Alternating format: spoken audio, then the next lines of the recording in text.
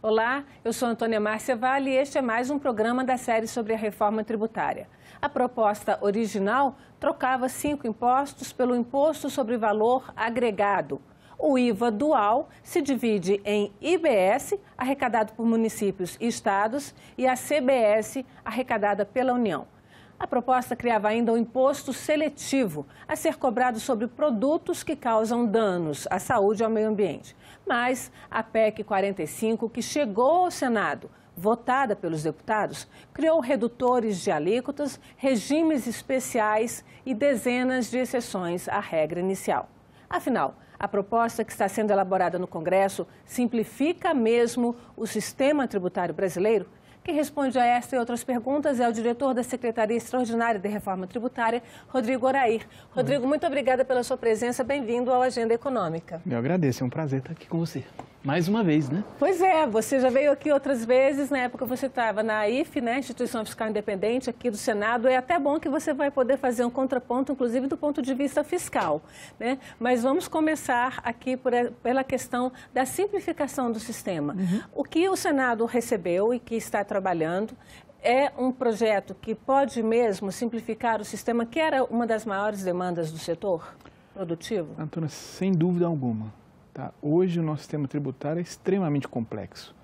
A gente está falando de, você já fez referência, né? São 5 tributos, o IPI federal, o PIS e a COFINS federais, o ICMS estadual, o ISS municipal. Cada município tem o seu ISS com legislação própria, com regras próprias, a mesma coisa para o ICMS. E cada um deles individualmente são cheios de regimes especiais, de alíquotas diferenciadas, de coisa que dá crédito, coisa que não dá crédito. Eu poderia ficar aqui a tarde inteira falando de como é complexo esse sistema. O que é a ideia? Trocar ele por um sistema moderno de tributação de bens e serviços. O que é esse sistema moderno? Ele vai ter um imposto seletivo, destinado a coibir comportamentos danosos à saúde e à educação, e um sistema de imposto sobre valor adicionado moderno, né, que a gente optou por ser dual. O que é dual? São 2 tributos, mas eles são irmãos gêmeos, tá? Então, para o contribuinte é como se fosse um só. Mas do ponto de vista do orçamento, ele vai se desdobrar entre um imposto federal, um tributo, a contribuição sobre bens e serviços, e um outro imposto subnacional, que vai ter um pedacinho municipal, um pedacinho estadual, mas a única coisa que Estado, município e União vão poder administrar é suas próprias alíquotas. As regras são as mesmas e são válidas em todo o território nacional, tá? É uma simplificação absolutamente brutal, tá? Não dá nem para comparar com o que a gente tem hoje. Mas você falou que estados e municípios vão administrar suas alíquotas. Hoje eles já fazem isso e a União administra as alíquotas dos seus impostos. O que parecia no começo é que teria uma alíquota só definida já na emenda. Não vai ser isso, então? Então, a ideia é o seguinte, dentro do território, tá? Então, num determinado município, digamos, Goiânia, que é uma capital que está aqui perto, né? Brasília eu não gosto de dar o exemplo porque junta estado e município, né? Mas vamos pegar Goiânia, você vai ter lá esse imposto sobre valor adicionado, ele vai ter uma parte suponha que essa alíquota seja de 25%, que é o que os números apontam, tá? Pode dizer, é alto? É o que se paga hoje em média, é alto. Na verdade, paga-se até um pouquinho mais do que isso, em média, a gente quer reduzir, porque ampliando a base de arrecadação, mas essa é uma outra discussão. Suponha que a alíquota seja 25%. Vai ter uma alíquota provavelmente em torno de 15% do Estado, provavelmente em torno de 2% do município, provavelmente em torno de 8% da União. 8 com 2, com 15, totaliza 25%. E é só que essa alíquota no município de Goiânia vai se aplicar para quase todos os bens e serviços. Quase todos, exceto algumas poucas exceções que vão estar listadas na Constituição. Então, o prefeito ou o governador não vai poder escolher o que ele quer que seja menos, o que seja mais. Vão ser basicamente as exceções definidas na Constituição. E essas exceções, tirando alguns regimes específicos, que a gente pode falar, mas basicamente nós vamos ter 3 alíquotas dentro de um território, tá? Uma alíquota que é a padrão, uma alíquota reduzida, que é 40% da padrão. Então, se a padrão for 25%, você vai ter alguns bens e serviços com alíquota de 10% e alguns com alíquota de 0%. Você vai ter dentro do município 3 alíquotas, tá? Hoje é impossível, é incontável saber a quantidade de alíquotas que estão implícitas nos bens e serviços que a gente consome. Dá um exemplo para a gente, porque pegamos do ICMS, né? A gente está falando de bens, então vamos falar de ICMS. Cada estado define o seu ICMS. Isso. E você tem várias alíquotas diferentes de acordo com o produto, então tem um ICMS para carro, um para feijão, um para energia elétrica, um para... Tudo tem alíquota? Pode ter uma alíquota diferente hoje? Tudo, você tem normalmente chamada alíquota modal, que é aquela que vale para, que no papel vale para a grande maioria dos bens e serviços do Estado, mas você pode ter alíquotas diferenciadas. Por exemplo, cesta básica é 7%, você pode, até pouco tempo você tinha alíquotas aí de 25%, dependendo do Estado, para energia elétrica, para outras coisas. Mas o maior problema é a parte não transparente dessa alíquota, que é que o Estado ele faz reduções de base de cálculo. Tá? Então, vamos supor, se a base de cálculo é 100, uma alíquota, o que o Estado faz? Ele dá, não vou entrar aqui no tecnicismo, né, no economias, mas tudo muito técnico. Ele dá uma série de incentivos fiscais, e aí não é nem para cada um dos bens ou serviços, é para a empresa. Você pode ter alíquota que é diferente por empresa, por região, em cada estado, por bem e serviço. Então, hoje nós temos incontáveis alíquotas vigorando. E essa, na verdade, é uma alíquota da venda final. E aí nós temos uma outra virtude da simplificação, que é que hoje a gente tem uma tributação escondida, que é aquela tributação que fica durante a cadeia produtiva. Tá? Então, até o bem se transformar, o alimento no supermercado para o consumidor final, o consumidor vai lá no supermercado e compra um bem. Aquela alíquota que ele está pagando hoje não diz nada. Por quê? Porque o supermercado recolheu um pouco, antes do supermercado a indústria de alimento recolheu um pouco, antes da indústria de alimento a agricultura recolheu um pouco, e toda essa tributação em resíduo está embutida naquele preço e o cidadão não sabe que está ali. O que é a grande virtude desse novo sistema? Nós vamos acabar com toda essa tributação ao longo da cadeia. E a alíquota de venda para o consumidor final é a que de fato vale. Tá? Então o cidadão vai entrar no supermercado, ele vai comprar lá R$100, vai vir com uma alíquota de 25, R$25, aquilo é de fato o montante que tem de imposto ali, esses R$25 vão se desdobrar numa partezinha do município, uma parte do Estado, uma parte da União, de maneira muito mais simples e transparente do que é hoje. Agora, isso era o projeto inicial, porque o projeto que vem da Câmara, né, na verdade, essa PEC ela começa no Congresso, né? A PEC isso. 45 na Câmara e a PEC 110 no Senado, e se juntam, e aí a gente tem essa PEC, essa atual. Lá eles chamaram de 155 no grupo de trabalho, 110 mais 45. Interessante. Agora, como é que fica? O que vinha antes era mais simples assim mesmo, mas nessa tramitação foram acrescentadas muitas exceções. Muitos produtos com essa alíquota reduzida, muitos produtos, aí fala-se de novo da isenção dos produtos da cesta básica, quando antes se falava de um cashback. Eu queria que você falasse dessas muitas exceções, parece que chegam a quase 30 exceções. 30? Não chega isso tudo, mas vamos lá. Sim, inicialmente acho que a grande questão não adianta eu sou técnico, né? Eu sou pesquisador de carreira do IPEA, estou na Secretaria Extraordinária de Reforma Tributária no Ministério da Fazenda para dar subsídios técnicos. E ninguém tem dúvida que do ponto de vista técnico o ideal é um sistema mais simples possível. Agora, não adianta o técnico ficar agarrado naquilo que é o mais simples se ele é politicamente inviável. Então a grande virtude da Câmara, e agora está tramitando no Senado, é transformar aquilo em politicamente factível. Só que uma questão importante, existe uma espinha dorsal dessa reforma, que é a ideia de ser um sistema de tributação de bens e serviços moderno, que tem alguns princípios. Base ampla, não vou entrar muito no economicismo, mas base ampla, crédito pleno, princípio do destino e poucas exceções. Esse último dos princípios, ele foi flexibilizado, mas ele ainda não está incompatível com a espinha dorsal. Então, como é que está lá agora? Você vai ter uma alíquota padrão, que vai se aplicar à grande maioria dos bens. Você vai ter uma alíquota reduzida, 40% da padrão. Então, se a alíquota padrão for 25%, você vai ter uma alíquota de 10%. Sobre o que vai incidir essa alíquota de 10%? Saúde, educação, meritórios, alimentos para consumo humano, produtos agropecuários, transporte público. Entrou também um setor cultural, eventos culturais, recreativos e esportivos. Esse é o grosso. Tá? Esse é o grosso dos que vão gozar de tratamento de alíquota favorecida. Fora isso, você tem a possibilidade de que alguns tenham alíquota zero, basicamente alimentos da cesta básica.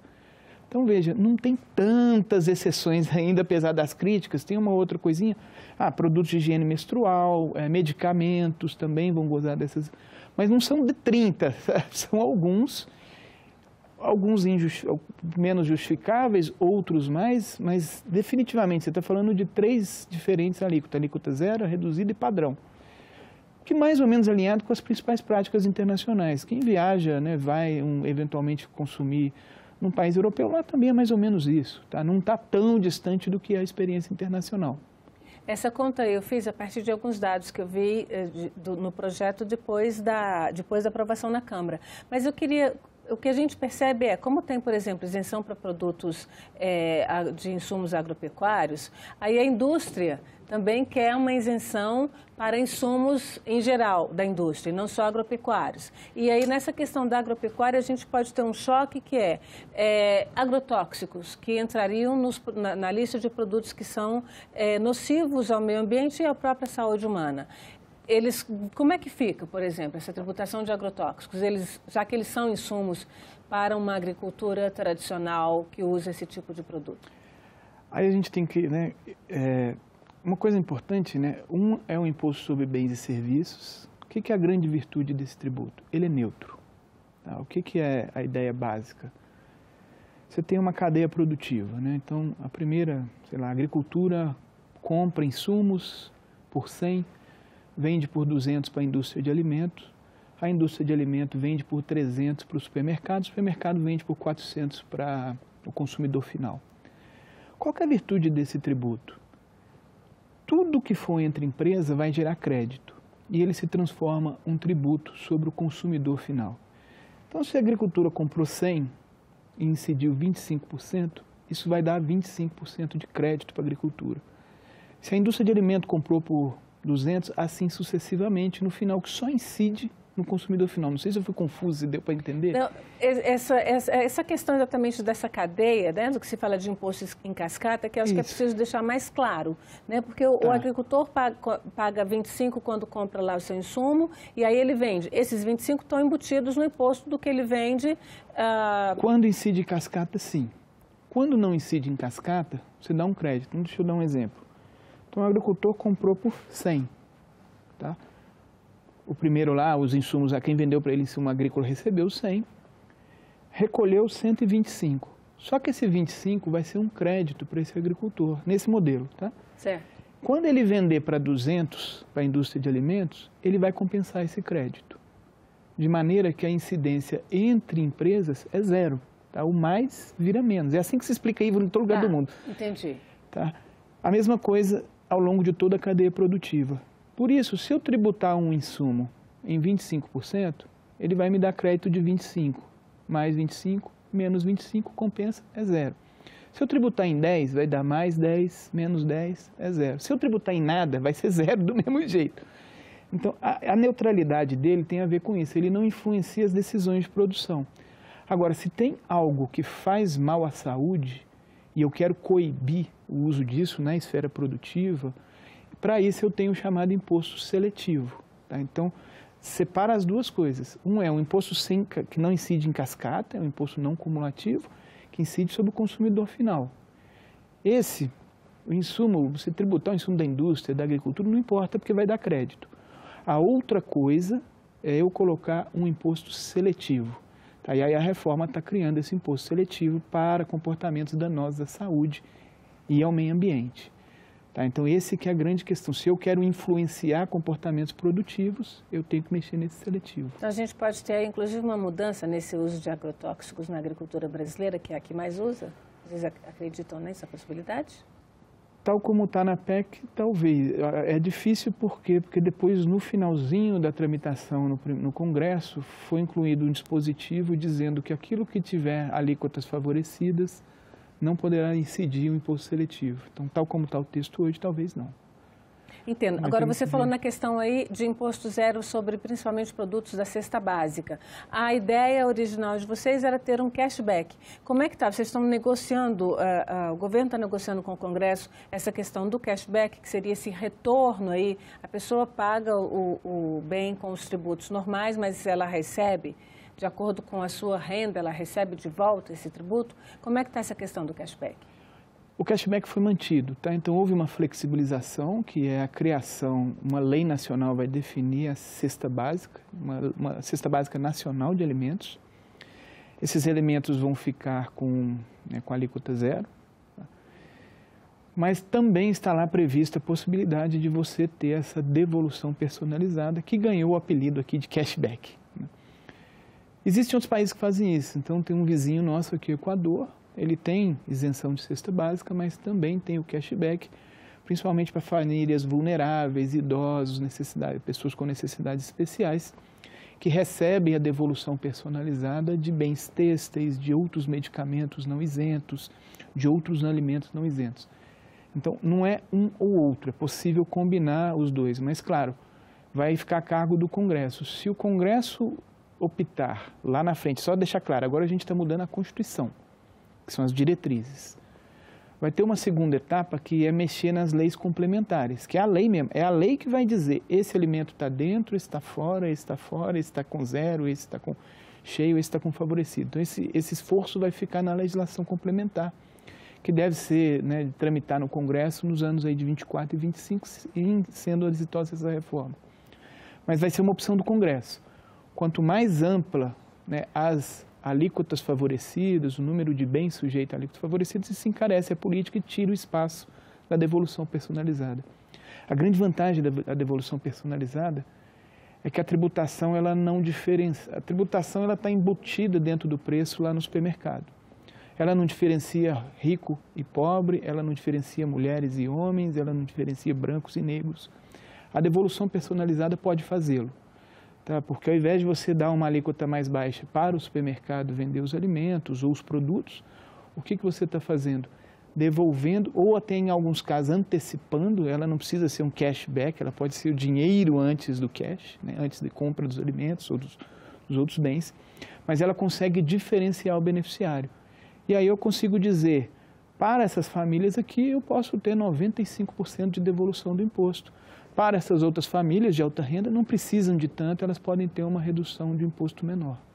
Agora, você está falando aí dessa questão dessa devolução.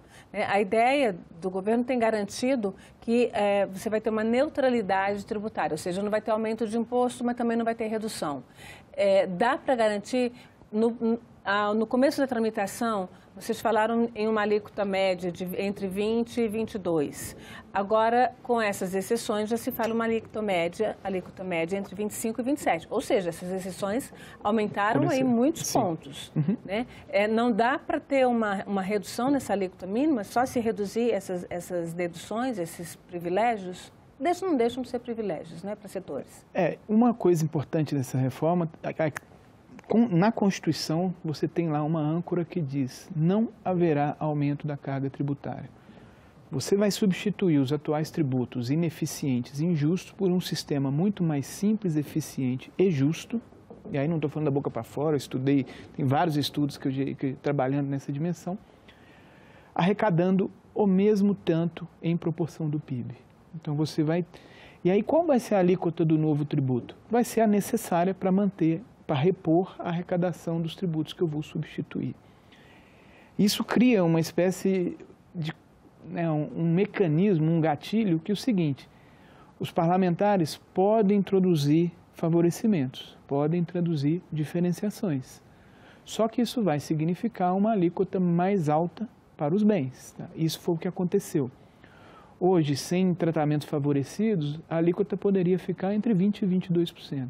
Agora, você falou em bens, mas é uma discussão que existe hoje, o que é bem, o que é serviço. Tem algumas coisas, claro, que obviamente essa mesa é um bem, mas tem algumas coisas que o serviço já se tem algumas dúvidas. como é que vocês estão trabalhando com essa questão? Porque, por exemplo, a Confederação Nacional do Comércio, o pessoal ligado aos serviços, todos eles reclamam que estão aumentando, que a cota de imposto deles vai aumentar muito, enquanto, teoricamente, a indústria seria beneficiada. Como é que se decide essa questão? Como é que se resolve isso para você não ter, de repente, serviços como educação, saúde, outros serviços? Aí os advogados já querem também uma redução. Como é que se resolve esse nó? Tem uma questão, né, que muitas vezes coisas específicas acabam ganhando uma dimensão muito grande, né? Então, o que a reforma faz? Ela uniformiza. Então, hoje tem coisas que pagam muito, outras que pagam pouco. O que a reforma está fazendo? Com exceção dessa lista de exceções, quase tudo vai pagar o mesmo. Tá? Então, aqui é basicamente remover essas exceções que hoje nós temos no sistema e que são fontes de iniquidades. Hoje, a diferenciação de alíquotas no Brasil, ela pune o mais pobre. Tá? Por que ela pune o mais pobre? Porque é verdade que a cesta básica tem alíquota favorecida e os medicamentos também, é verdade, essas beneficiam mais os mais pobres. Mas hoje no Brasil, paga-se muito em energia elétrica, em produtos têxteis, em uma série de bens que estão presentes na cesta de consumo dos mais pobres. Já os mais ricos acabam se beneficiando dessa diferenciação de alíquota, principalmente por serviços, determinados serviços que são muito concentrados no topo da distribuição. Ao uniformizar, o que nós estamos fazendo? Mitigando um pouquinho essa desigualdade. Tá?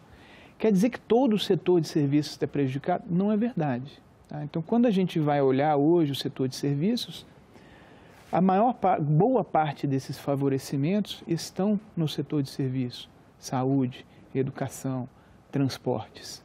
Outra coisa importante que preserva o setor de serviços é que boa parte deles são prestadores de serviços de meio de cadeia. Esses ganham com o fim da cumulatividade. Outra coisa é a manutenção do simples. Então, a pequena empresa, o prestador de serviços pessoais, a manicure, o cabeleireiro, com faturamento até 4,8 milhões de reais, está preservado na reforma. Então, que quando a gente vai tirando todos esses favorecimentos, todo mundo que sai ganhando, hoje você tem serviços também tributados pelo ICMS, que também vão reduzir tributação, no caso de energia elétrica, serviços de transporte interestaduais. Então, quando a gente vai tirando, a gente vê que o que sobra nos serviços é pouquinho, tá? Que podem vir a ter aumento de carga, mas é uma pequena parcela dentro de um grosso que está sendo preservado ou beneficiado.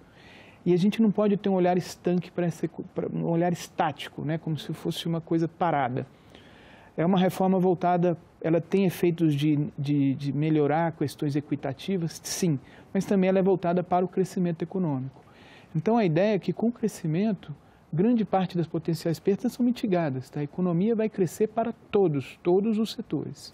Agora, para a gente falar, eu queria falar um pouquinho ainda do Conselho Federativo, que é o grande nó, quando se fala do ponto de vista mais político, né, que existe uma demanda aí de governadores e de prefeitos que esse Conselho não usurpe o poder, né, de certa forma, de definição e de governabilidade de prefeituras e estados. Como é que fica essa questão?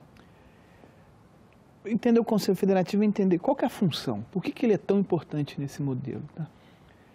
Esse é um modelo de IVA moderno mais flexível do mundo do ponto de vista federativo, é uma inovação brasileira. Não existe nenhum país do mundo que você tenha um imposto de valor adicionado no destino, no nível municipal. Por que isso é possível? É possível. Então, qual foi a solução federativa dada no Brasil? Primeiro, não tem centralização em Brasília no sentido de governo federal. Pelo amor de Deus, você é dual. O governo federal cuida da sua CBS, os governos subnacionais cuidam do seu IBS. E quem arrecada?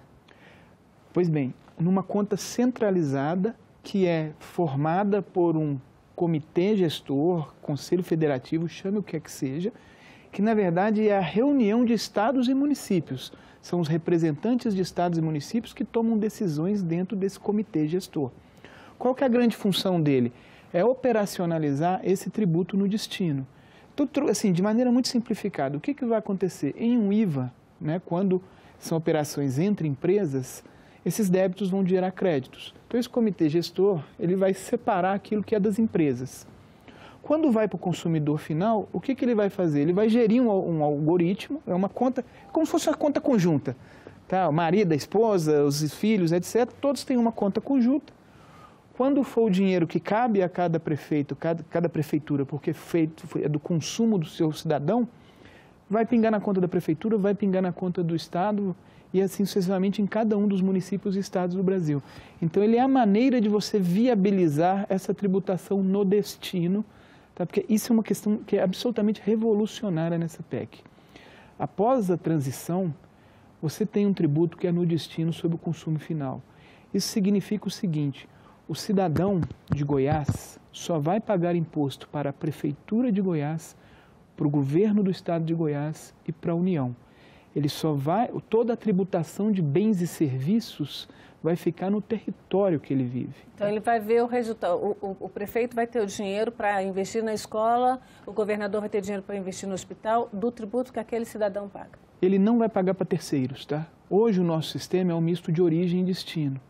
Então, quando um cidadão de baixa renda, aqui pertinho, Valparaíso, quando ele compra um móvel na internet, e esse móvel vem de Minas Gerais ou vem de São Paulo, parte da arrecadação fica em São Paulo, parte fica no estado de Goiás. Dessa parte que fica em São Paulo, ela é repartida com os municípios, principalmente para os mais ricos de São Paulo e pouco para os mais pobres de São Paulo, a mesma coisa em Goiás. Trazer no destino significa o seguinte: o cidadão de Valparaíso, quando ele pagar o imposto, esse imposto vai ser recolhido na conta do federativa, na conta conjunta, vai ver que é de um não contribuinte de Valparaíso, esse dinheiro vai pingar na prefeitura de Valparaíso, a parcela estadual no governo de Goiás, e aí a CBS é diferente, isso aí é só a parte subnacional, tá? Então ela tem uma revolução federativa por trás disso. E o Conselho Federativo é a maneira que você conseguiu construir, tá? Porque sem ele, olha a confusão que ia ser, né? Não sei se, olha como seria confuso, né? Você ter, né, enfim, operações entre, né, você comprar de um lado, comprar do outro, dinheiro ser arrecadado em São Paulo, transferido para Goiás, transferido para... Seria uma confusão inviável. Então, ele é uma solução inovadora para viabilizar esse princípio do destino.